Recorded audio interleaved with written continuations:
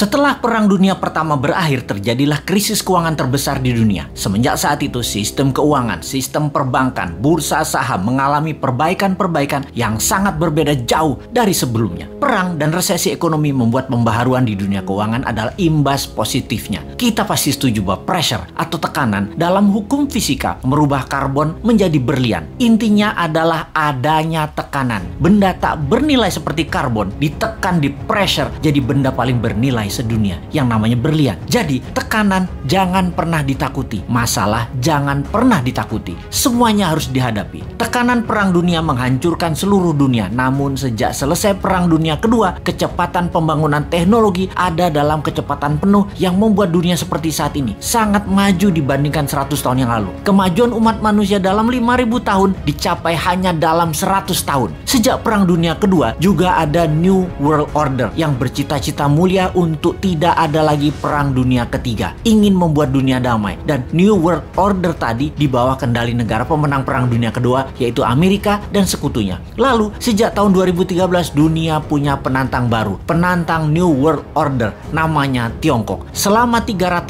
tahunan Tiongkok menguasai perdagangan. Tiongkok kemudian dikerjain sama Eropa di awal abad 20, dihajar Jepang, sehingga dalam 200 terakhir penjajahan Eropa membawa kemunduran bagi Tiongkok. Deng Xiaoping kemudian punya ambisi besar, yaitu rebut kembali perdagangan dunia di bawah kendali Tiongkok. Dan kemudian faktanya adalah dalam 40 tahun, sejak tahun 1989 hingga saat ini, Tiongkok membuktikan telah menjadi negara perdagangan nomor 1 di dunia lagi. Menjadi negara kedua terkaya di bawah Amerika. Dan di tahun 2013, Tiongkok mulai ekspansi ekonominya. Strategi mencaplok ekonomi itu namanya BRI atau Belt Road Initiative, atau juga dikenal dengan nama lain, OBOR, One Belt One Road. Dunia diikat atau di belt menjadi satu, semuanya ke arah Beijing. Negara di bawah Tiongkok diperlakukan seperti provinsinya Tiongkok, sampai menggunakan yuan mata uangnya. Banyak negara Afrika, Asia, Amerika Latin yang mulai dikendalikannya. Memang ekonominya negara tersebut terlihat maju, tetapi hanya fisiknya saja yang maju, yaitu gedung, jalanan, namun kedaulatannya terambil, terutama uangnya. Sungguh, darahnya ekonomi adalah uang, dan uangnya itu harus pakai yuan. Di tahun 2016, seorang sontoloyo yang namanya Trump menang presiden di Amerika, dan selama 4 tahun terjadilah perang dagang yang dimenangkan Amerika secara telak. Tiongkok tidak tinggal diam. Globalis cabal yang sejak lama bersama mereka memilih presiden lemah yang namanya Biden dan dimenangkan. Amerika mendadak menjadi mitra Tiongkok kembali saat ini. Pada saat PKC, Partai Komunis Tiongkok, beberapa minggu yang lalu ulang tahun ke-100, Xi Jinping dengan berani mengatakan akan memenggal kepala negara yang berani membuli Tiongkok, akan mengambil kembali Taiwan, Hong Kong, dan Macau. Bukan one country two system, tetapi one country Tiongkok only, dan menyiapkan 1000 silo tempat peluncuran roket berhulu ledak nuklir. Saat ini dunia dalam keadaan Perang Dunia Ketiga melawan virus akan menjadi perang militer Perang Dunia Ketiga sesungguhnya. Pernyataan sederhana dari pakar intelijen yang mengatakan, kalau Amerika tidak serang Tiongkok sekarang, mendiamkan Tiongkok sampai 10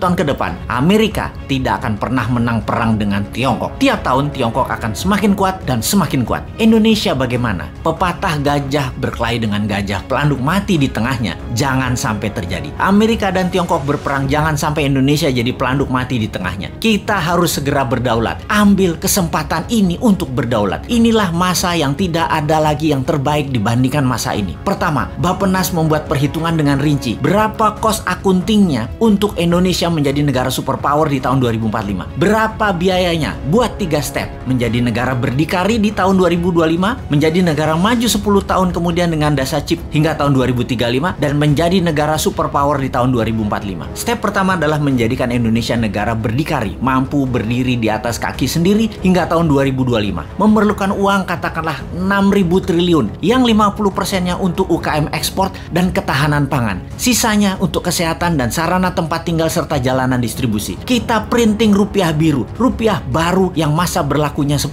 tahun. Dalam 6 bulan ini sampai akhir tahun 2021, hitung rinci dan gelontorkan mulai awal tahun 2022 dengan kecepatan penuh dan secepatnya kepada UKM-UKM. Lihat hasilnya bagaimana strategi New Mind ini akan menghasilkan karya, yaitu Indonesia negara superpower.